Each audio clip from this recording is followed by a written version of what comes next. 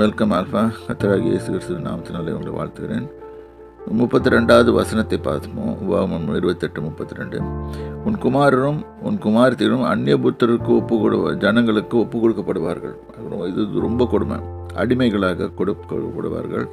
இல்லாட்டி அவர்கள் இது இஸ்ரேல் புத்தர்கள் ரொம்ப அனுபவிச்சிருக்காங்க. ஏன் அந்நிய புத்தர்கள்னா, ஏன் நம்ம இதுலேயே இருக்கோம்.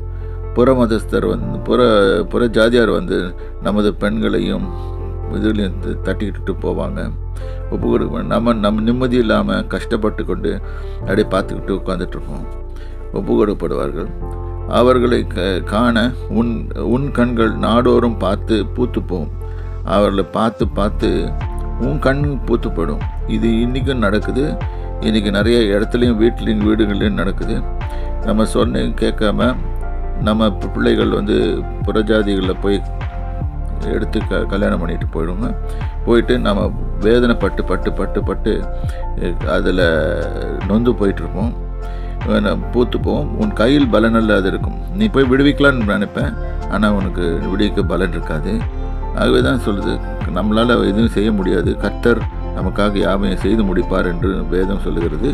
அதை கெட்டியமாக பிடித்து கொண்டு கர்த்தருடைய வார்த்தையில் முடிய நடக்கும். கர்த்தர் உங்களை ஆசீர்வதிப்பார். கர்த்தர் நாமத்தை சொல்லுங்கள்.